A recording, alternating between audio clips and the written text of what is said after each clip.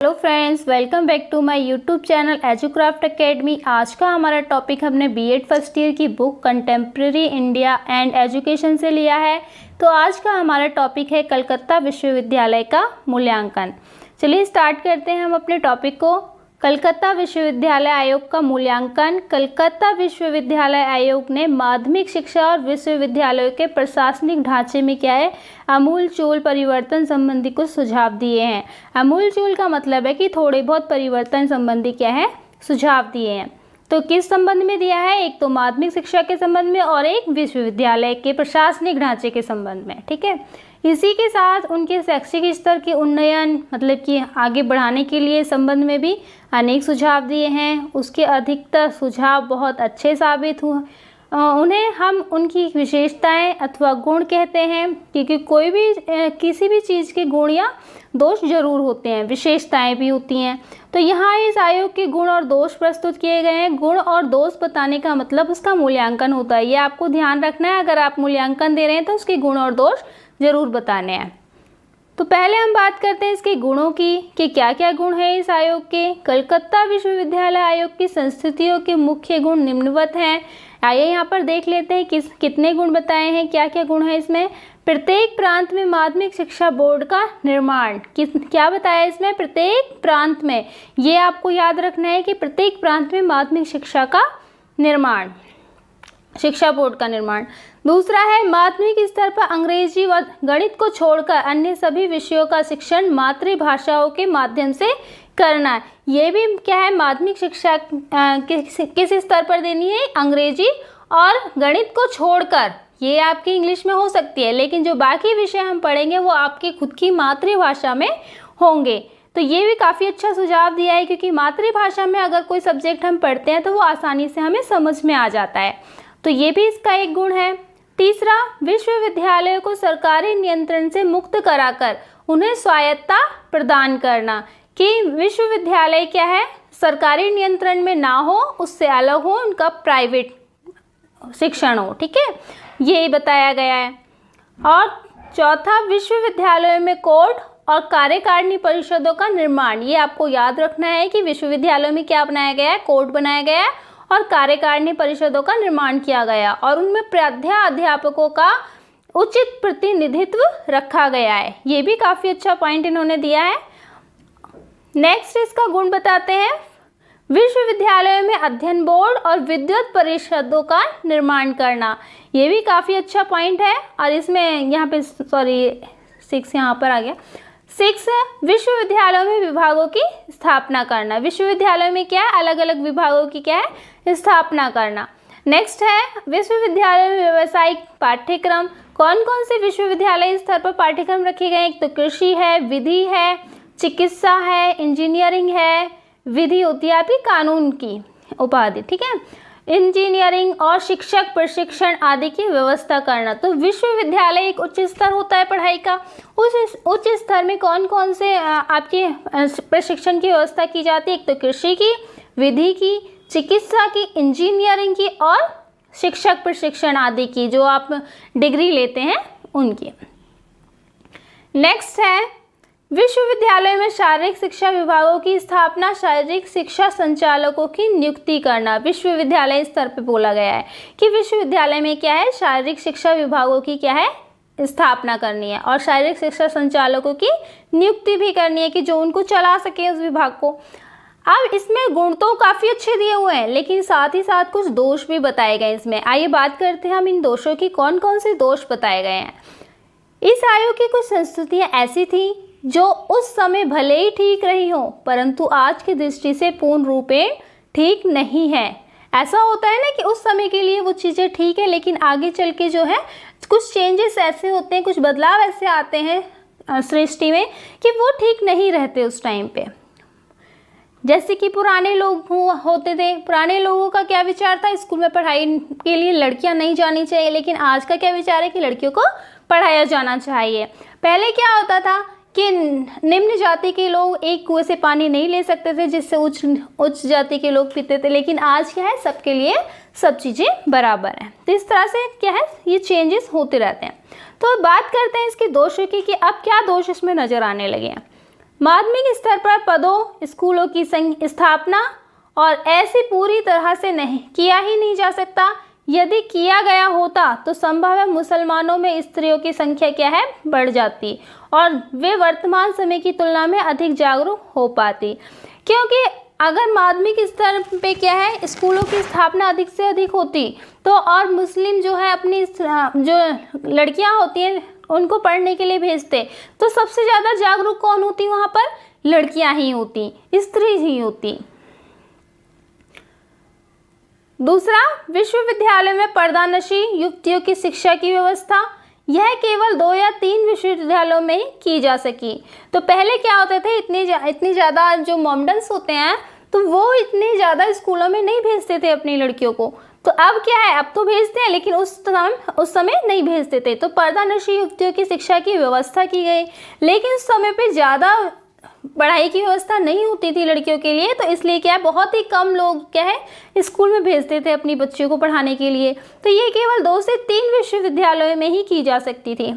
यदि व्यवस्था उस समय सभी विश्वविद्यालयों में कर दी गई होती तो मुसलमान महिलाएं संभव है प्रत्येक क्षेत्र में आगे बढ़ जाती और ऊंचे ऊंचे पदों पर कार्यरत होती। आज हमारे यहाँ पे सबसे ज़्यादा नाम क्या है, हिंदू जाति का होता है। क्यों? क्योंकि हिंदुओं में क्या है, अब आज के युग में भी समझा जाता है पढ़ाई को, लड़कियों को पढ़ाने के लिए आगे बढ़ाया जा रहा है। लेकिन आज भी कुछ परिवार ऐसे हैं मुसलमानों में, मॉमडन्स बिल्कुल पढ़ाना पसंद नहीं करते, उनको पर्दे में रखना ही पसंद करते हैं। तो इसलिए क्या है, वो लेडीज़ें थोड़ी सी पीछे रह गई पढ़ाई में। तो इसलिए ये बात कही गई है कि अगर मुसलमान महिलाएं संभव है प्रत्येक क्षेत्र में आगे बढ़ जाती हैं, अगर वो पढ़ी लिखी होती तो ऊंचे ऊंचे पदों पर भी कार्यरत होती हैं। तीसरा पॉइंट यहाँ पे बताया है कि कुछ विद्वान इस आयोग की आलोचना यह कहकर भी करते हैं कि इसने भारतीय विश्वविद्यालयों को लंदन विश्वविद्यालय के आधार पर विकसित करने का सुझाव दिया है। ये भी एक इसका दोष बताती है कि जो भारतीय विश्वविद्यालय हैं, यहाँ पे जो विश्वविद्यालय खोले गए, कॉलेज खोले गए हैं, वो किसके आधार पर खोले गए हैं, कि लंदन विश्वविद्यालय के आधार पर खोले गए। ये इसका भी एक दोष बताया है इसको, ठीक है।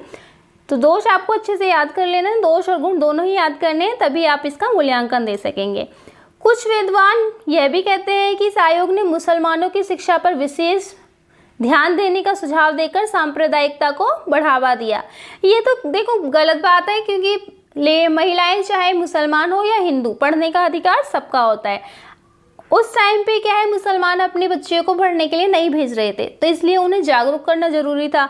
लेकिन इसको भी क्या बोल दिया, सांप्रदायिकता को बढ़ावा देना बता दिया इसको, यह भी एक इसका दोष बता दिया। अब बात करते हैं इसकी समीक्षा की। भारतीय विश्वविद्यालय शिक्षा के क्षेत्र में सैडलर आयोग की संस्तुतियों का बड़ा महत्व है। तो सबसे ज़्यादा संस्तुतियाँ किसने की हैं, सैडलर आयोग ने की है भारतीय विश्वविद्यालय को लेकर। प्रथम बार आयोग की संस्तुतियों के अनुसार माध्यमिक कक्षाओं को हाई स्कूल के साथ संबद्ध किया गया और हाई स्कूल तथा माध्यमिक शिक्षा के प्रशासन और नियंत्रण के लिए शिक्षा बोर्ड की स्थापना हुई। तो सबसे पहले कब हुई थी, सैडलर आयोग में हुई थी। ये बात आपको ध्यान रखनी है कि हाई स्कूल माध्यमिक शिक्षा का प्रशासन और नियंत्रण शिक्षा बोर्ड की स्थापना कब हुई थी, कि सैडलर आयोग में हुई थी, ठीक है। इसके फलस्वरूप विश्वविद्यालयों की शिक्षा का स्तर ऊपर उठा, क्योंकि वहाँ से क्या है, थोड़ा सा बदलाव हुआ तो काफ़ी अच्छा स्तर हो गया उसका। उनके अनुसंधान तथा खोज कार्य को प्रोत्साहन मिला, उनके आंतरिक शासन में काफ़ी सुधार हुआ, विश्वविद्यालयों का संगठन कैसा हो गया, मजबूत हो गया और ठोस होने लगा। तो जब माध्यमिक स्तर पर अच्छा बना तो फिर क्या है, विश्वविद्यालय स्तर पर भी वो अच्छा बन गया। कहते हैं जिसकी नींव अच्छी होती है तो मकान भी अच्छा बनता है, ठीक है। इस तरह से यहाँ पे माध्यमिक शिक्षा अच्छी हुई तो विश्वविद्यालय का संगठन अपने आप ही मजबूत होता चला जाएगा। इससे विश्वविद्यालयों को एक दूसरे की समस्याओं तथा शिक्षा संबंधी विषयों पर एक साथ मिलकर विचार करने का क्या है, अवसर प्राप्त हुआ और पाठ्यक्रम में शिक्षा शास्त्र जैसे नए नए विषयों को भी स्थान प्राप्त हुआ। तो यहाँ पे नए नए विषय भी बनाए गए। प्रोफेसर तथा रीडर आदि उच्च पदों की क्या है, नियुक्ति भी औचित्य का स्थान बढ़ा। नियुक्तियों में भी औचित्य का स्थान बढ़ा, मतलब कि प्रोफेसर्स की नियुक्ति होने लगी। पहले क्या है, छोटे लेवल पर भी शिक्षक हुआ करते थे, सिर्फ स्कूल में ना पढ़ा के गोकुल आश्रम वगैरह में ही शिक्षा देते थे। तो इस तरह से होते थे छोटे छोटे शिक्षक। लेकिन अब क्या है, विश्वविद्यालय स्तर पर भी प्रोफेसर वगैरह की नियुक्ति होने लगी। विद्यार्थियों के स्वास्थ्य आदि की व्यवस्था का सुझाव देकर आयोग ने विद्यार्थियों के संपूर्ण हित तथा समुच्चय विकास की ओर ध्यान आकर्षित किया कि बच्चों को पढ़ा तो रहे लेकिन उनके विकास पर भी ध्यान जाना चाहिए कि उनका विकास हो भी रहा है या नहीं। संपूर्ण हित के बारे में सोचा है स्टूडेंट्स के। इस प्रकार आयोग ने विश्वविद्यालय को वास्तविक रूप से उच्च शिक्षा के केंद्र बनाने की संस्तुति की और उसमें फिर से प्राण फूंकने का प्रयास किया गया, उसको और बेहतर अच्छा बनाने का प्रयास किया गया। तो इससे अधिक सजीवता प्रदान की गई। उच्च शिक्षा को एक नवीन दृष्टिकोण दिया गया। उच्च स्तर की शिक्षा को अच्छा बनाने का और अच्छा दृष्टिकोण रखने के लिए गया और नई नई तकनीकें उसमें डाली गई। मातृभाषा के विकास को प्रोत्साहन दिया गया है, क्योंकि अगर अलग अलग भाषाओं में मान लीजिए आप क्या हिंदी बोलते हैं, आपको पंजाबी या मराठी बोलने के लिए कह दिया जाए, उसी में सब्जेक्ट दे दिया जाए पढ़ने के लिए, क्या आप पढ़ पाएंगे? नहीं। तो क्या है, मातृभाषा को महत्व दिया गया, इसमें मातृभाषा के विकास को प्रोत्साहन दिया गया। परंतु फिर भी यह कहना पड़ेगा कि आयोग ने जिस महत्वाकांक्षा को अपनी संस्कृतियों में व्यक्त किया वह सुंदर होते हुए भी, इतनी अच्छी होते हुए भी क्या है, बहुत कुछ अंशों में स्वप्न मात्र रह गई। मतलब बहुत से कार्य उसमें नहीं हो पाए, सोचते ही रहे, क्योंकि उनकी बहुत सी संस्कृतियां समय के अनुकूल नहीं थी। क्योंकि क्या है, समय के हिसाब से नहीं थी, उनके लिए परिस्थितियां और वातावरण अनुकूल नहीं था। वे समय से आगे चली, क्योंकि क्या है, एक व्यक्ति क्या है, अच्छे से अच्छा सोचता चला, आगे बढ़ता चला, क्या जरूरत से ज़्यादा आगे सोचना भी सही नहीं है। माध्यमिक शिक्षा पर से शिक्षा विभाग का नियंत्रण हटा, उसे बोर्ड के नियंत्रण में लाना समय अनुकूल नहीं था। ये माध्यमिक शिक्षा को क्या है, शिक्षा विभाग के नियंत्रण से तो हटा दिया गया, उसे क्या है, बोर्ड के नियंत्रण में लाना समय के अनुकूल नहीं था। माध्यमिक स्तर पर जो है बोर्ड नहीं होना चाहिए, ठीक है, ऐसा मानते थे ये। ऑक्सफोर्ड और कैम्ब्रिज के आदर्श पर कलकत्ता विश्वविद्यालय का संगठन भी समय को देखते हुए व्यवहारिक नहीं था। तो किसने कहा, ये ऑक्सफोर्ड और कैम्ब्रिज के आदर्श पर बना था ये कलकत्ता विश्वविद्यालय, ये भी आपको याद रखना है।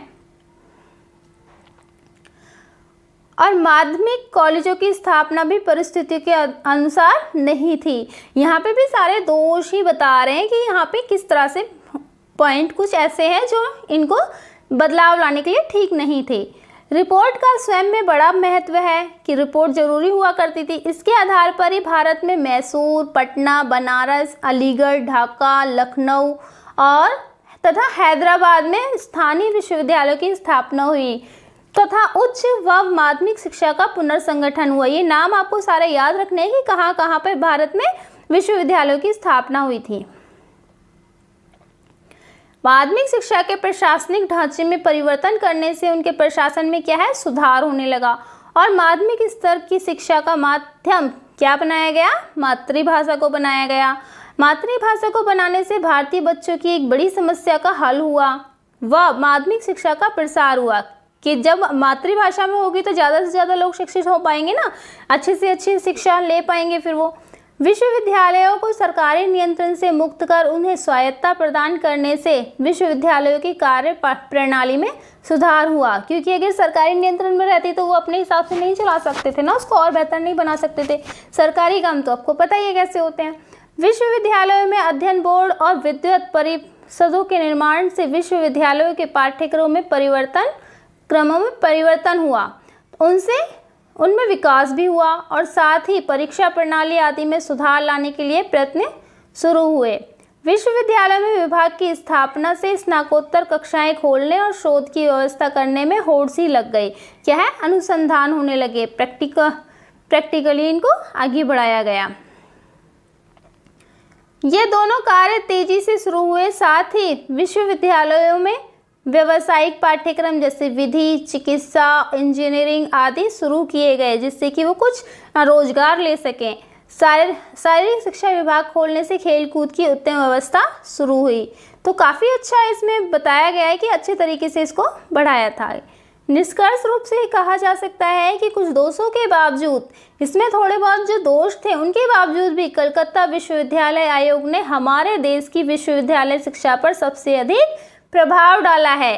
देखिए यहाँ पे मयू के शब्दों में बताया गया है, मयू जी ने क्या कहा है, कलकत्ता विश्वविद्यालय आयोग का प्रतिवेदन सूचना और सुझावों का एक निरंतर स्रोत है। सूचना और सुझावों का, अगर इसमें कुछ कमी है तो उन सुझावों को निरंतरता बनाया गया, और शिक्षा के इतिहास में इसका अपरिमित महत्व है। आई होप आपको मेरा टॉपिक अच्छे से समझ में आया होगा। अगर आपको मेरी वीडियो अच्छी लगी हो तो लाइक शेयर सब्सक्राइब जरूर करें। ओके बाय फ्रेंड्स, मिलते हैं आपको नेक्स्ट वीडियो में।